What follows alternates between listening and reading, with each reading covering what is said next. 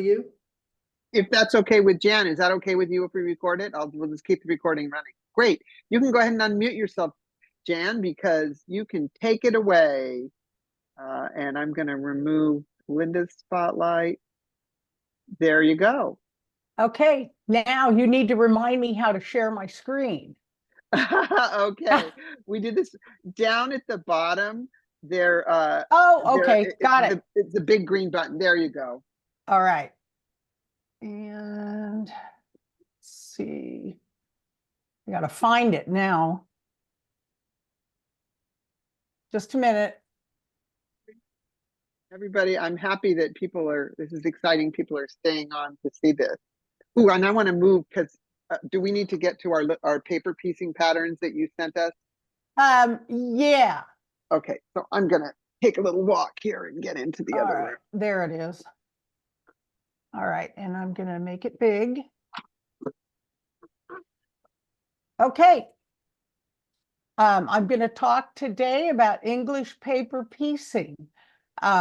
When I began quilting in 1973, I was 21 years old, and I swore I would never make a grandmother's flower garden. I learned to do it all, but I just thought EPP was just not my gig.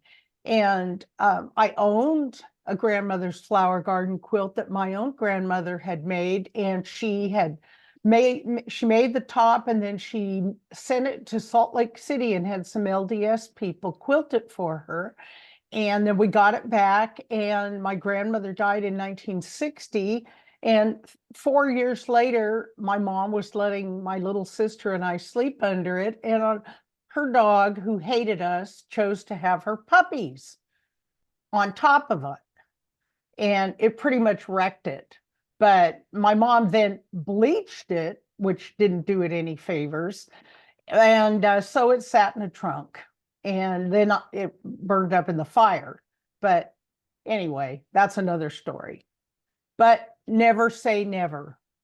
I got bitten by the La Passacaglia bug that was in Millefiori Quilts 1. I kept seeing these quilts all over the internet, and they just made me crazy.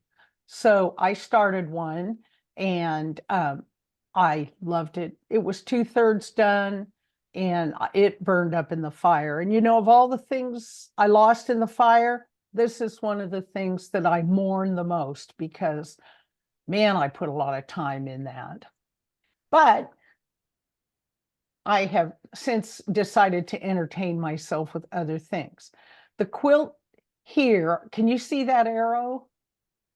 It's the quilt on the right, is the Mischief quilt, and that one is actually finished. And I think when I did my sewing room tour during COVID, I did that for a show and tell. I have the ice cream soda quilt that is all assembled but not yet quilted, because I just haven't figured out how I want to quilt it. The Cherish quilt here is, I'm in the process of quilting it for the UFO challenge, but I don't think it's going to get done. And the Prudence quilt, this one right here, is right behind me. So I'm still piecing that one. And I have a fussy cutting problem, and I don't think I'm going to quit anytime soon.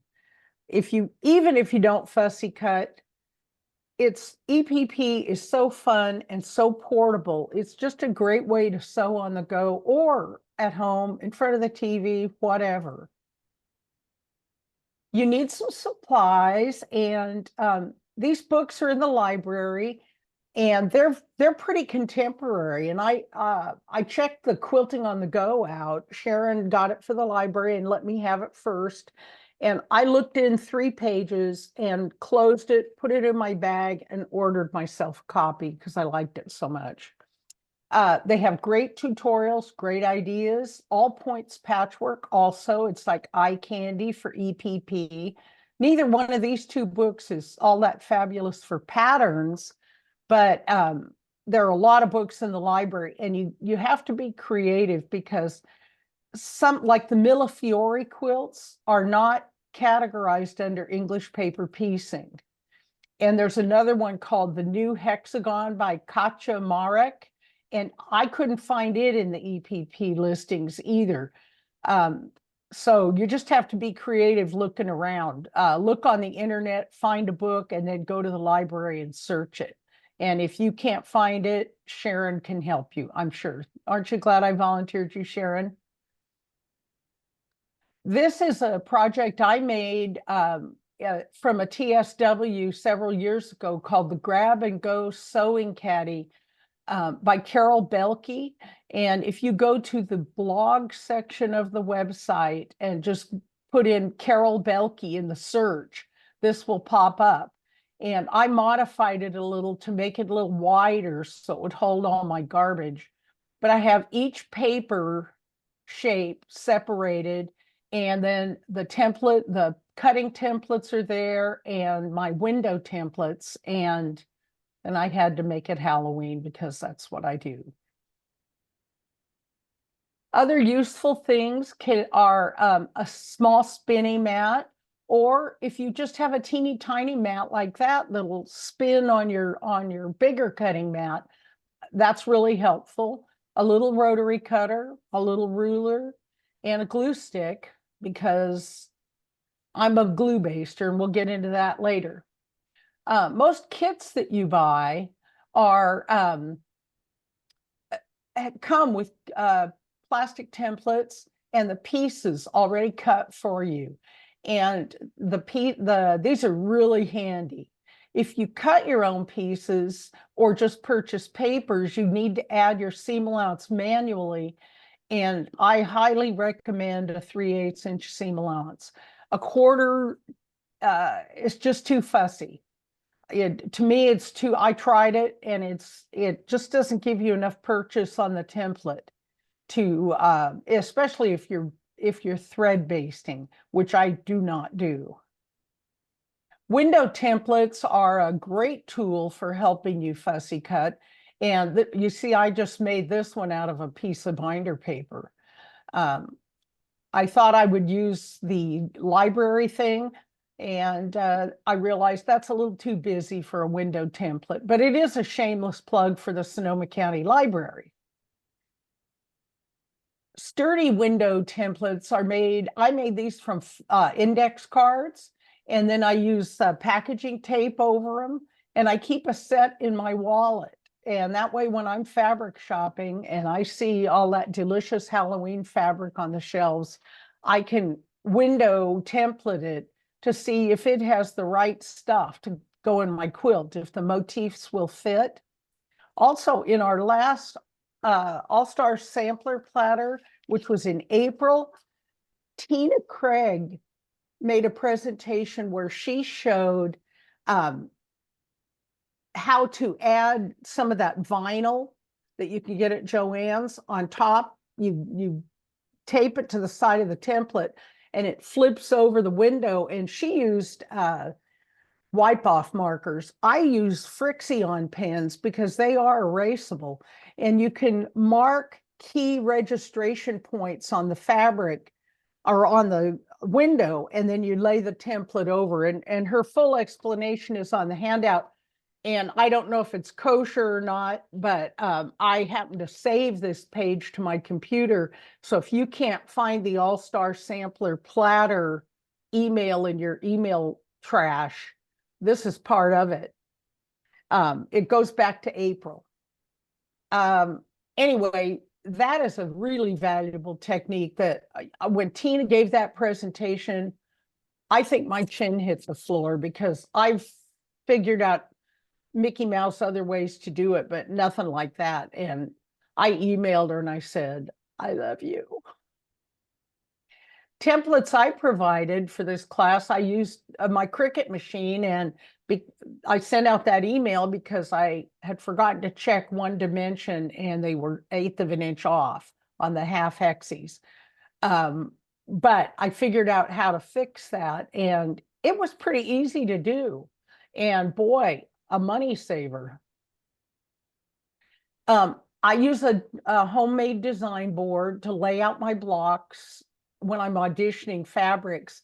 And see for this quilt that I'm working on, the Prudence quilt, I was getting two of the shapes mixed up because they're elongated hexes, but one's skinny and one's not.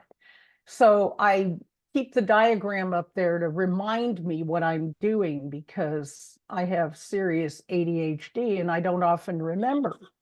Stripes. Stripes are so much fun. I love working with stripes on my quilts, especially with EPP. And it looks like I may have accidentally started a new quilt project, which I wasn't supposed to do, but there it is. Okay. I like to put stripes everywhere. And this particular fabric on the right, I've probably used 15 times in different blocks. And it just depends on where you cut it, what it looks like. And it doesn't even look like the same fabric most of the time. But fussy cutting may result in Swiss cheese fabric, which is not the worst thing that can happen to you. One thing I like to do with my design board is audition, and my templates is audition fabrics. And you can see over here, I originally put the orange because the beak was orange. There's orange in the ears of the bat. And when I started looking at it, I wasn't that fond of it. So I went for this purple. But this, as you can see, this purple has a million different things you could highlight and fussy cut, because why would I not fussy cut it? So I used my design board and the remainder of the block and found the part I wanted to make the block the way I really wanted it to be. Using the black and white function on your camera can really help with value. This probably doesn't have as much differentiation of value as I would love, but I really liked the bugs, so they stayed. When you're cutting with the templates I sent you, you can just lay your figure where you want it. And if you've used a window, one of Tina's suggestions was, even if you're using like the binder paper window, find what you want, put your paper template in the hole, take off the window, and then you can just mark the 3/8 inch around and you can cut it out from there. And that's a super easy way if you don't have a plastic template. If you're going to make a lot of shapes of the same shape on a good size quilt, I highly recommend investing in a plastic template. They're pretty cheap and they make cutting a whale of a lot easier. And especially if you're not fussy cutting and you can stack your fabrics.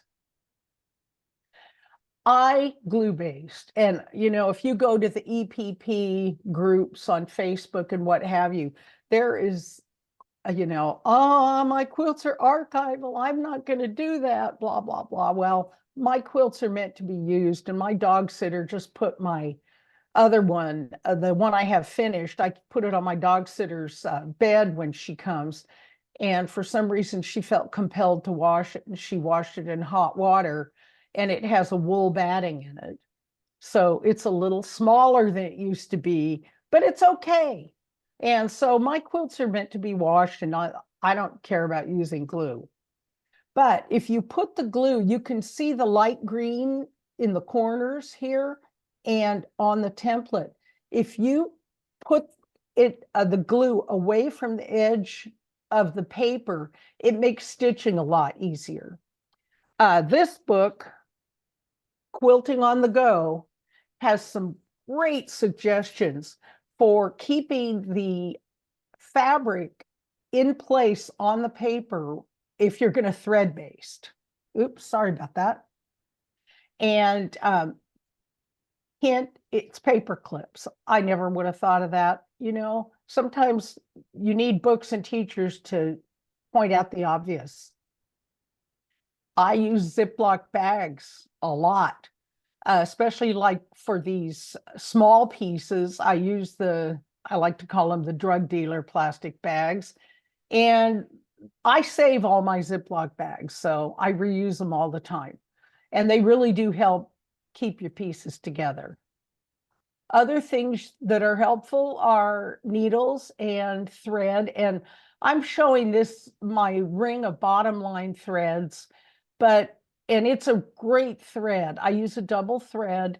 It's so fine that if you use a neutral and you stitch carefully, you don't need to have a million colors. I have a million colors because I bought them for applique also. But for EPP, I pretty much use gray, off-white, and black and orange because there's so much orange. These are Clover black gold needles, and if you've never used them, I highly recommend them. They go through fabric like butter. I'm half blind, so I use magnifiers. I use a thread conditioner, but beeswax, the old-fashioned stuff, is perfectly fine. And this little gadget over here is called a Sew Tight tile. And what it is, the little skull here is a magnet, has a magnet, and there's a little metal plate that goes behind it. And as you'll see, as I demonstrate later, when you're flat back piecing, as I do, you can use those tiles to hold the other end together. They don't work for me. My thread loops around them, but I know a lot of people do use them, but they are an option. I happen to get these very scary things in a Fat Quarter Shop mystery Halloween box. So I have them, I use them. There are several ways you can sew the pieces together. A lot of people use the face-to-face whip stitch, and it works great for them. I know Sue Gragg does this, but for me, it doesn't work. I end up biting too deeply into the fabric, and my stitches show on the front more than I would like. I am a flat backer, and that is where you lay the two pieces side by side and ladder stitch them. And for me, that works beautifully. I've been so happy. This is how you would use the Sew Tight tile, holding those bottoms together. But I keep a separate basting thread on a bigger needle, and I just put a little tack and I join those pieces together at the other end. And when I get sewed to about 1/4 inch of the end, I just nip the knot off and pull that off. And for me, I've been doing that forever. And it works. Other people will use masking tape under the two pieces. That doesn't work for me because masking tape loses its juice halfway through your seam. So, my opinion. But as you can see, and please, flatback stitching can look like crap on the inside, but like my fingernail, don't look at that. Look at it on the outside, and that is really zoomed in. It's virtually invisible. And that's why I'm such a big fan, because when I do it the other way, it's visible. But whatever method you use, have fun. This is my ice cream soda quilt that I call Ice Cream.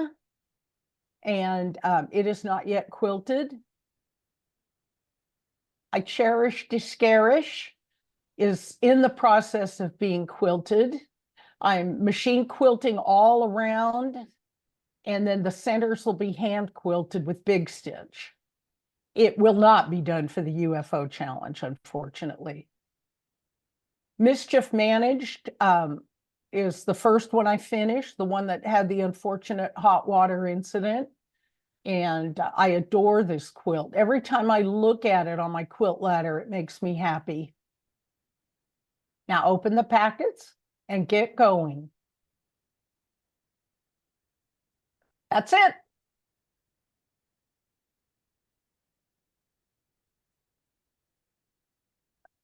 Wow, thank you, Jan.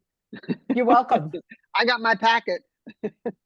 Excellent. Make sure they're the right size. I did. I checked them. Good. Thank you very much. That was the thing. I'm happy to tell you there's still 52 participants. You're kidding. Yeah.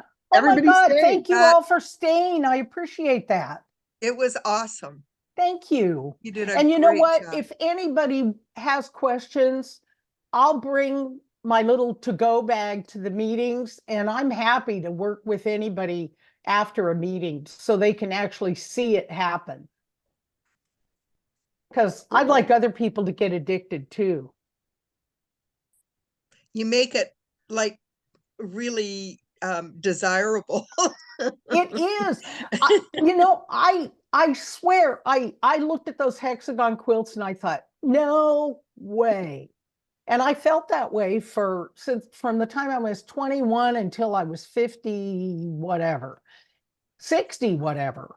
And then I did it and it was like, oh my God. And I spend almost as much time cutting as I do sewing, as you can imagine, because especially like with the La Paz quilt, sometimes there were 12 repeats and you have to cut them one at a time. And when I'm cutting, my sewing room, you wouldn't believe well, you would, Anyway, that's it. But you got a couple questions. You got a lot of great comments. Hold on. Great presentation. Thanks for your humor. Thanks, Jan. I'm going to try some of your suggestions.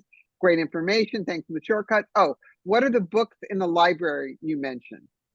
The books in the library, if you look for EPP or English paper piecing in the search bar, you'll get a whole bunch of the basics and older books. But there are the Millefiori quilts, and I don't believe that they are listed as English paper piecing. They have their own category. So if you look English paper piecing up, you won't see Millefiori quilts. And the new hexagon by Katja Marek is also, I believe, not listed under English paper piece. That's why I suggest go online, look for books, find what you like, then go specifically look it up in the library.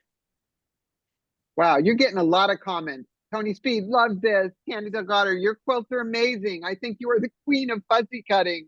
Oh my God. I accept that. Thank you. Janelle says, great presentation. Thank you, Jan. I'm going to try some of your suggestions. Karen Hendricks said it then. Hold on, I got to scroll back more. Trina loved it. Awesome presentation. Marianne Newman, excellent presentation. Wow, you got lots of love there, Jan. Thank you all. I'm humbled. Now I'm ready to get off the camera. Okay, you want? Are you the end? Okay, I'll remove the spotlight. There you go. And Linda, I think you're still on. I don't know if there's anything else, or is that it? Well, the business portion of this meeting was done. Okay. But Jen, I have a question for you. So, can you tell me the name of the person that gave you all those tips? You said it was an online workshop. It was. Her name is Tina Craig. And her Craig. Elaine Ramirez, do you think it'd be okay if I sent this out by way of Sharon? Since oh my God, absolutely. Please, okay, yeah, I'll have Sharon send this out. I separated didn't save it, so I thank you for saving it. I was machine quilting a fast baby quilt, not on my handy quilter, but on my regular machine. And the one I had saved accidentally got under the quilt and got quilted into the baby quilt. So I thought, I hope I have that in my trash folder. And I did. So I'll send it out, and that way everybody can have it. That'd be great. Thank you. Great. Okay. I love this. Thank you, Jan. Thank you. Okay. That's it. Everybody go enjoy the fair, I guess. We'll see you in a couple Can't weeks. wait. Okay. Bye-bye. Bye, everybody. Bye, everyone. Bye. Thanks, Jan. Thank you. Okay. Bye-bye.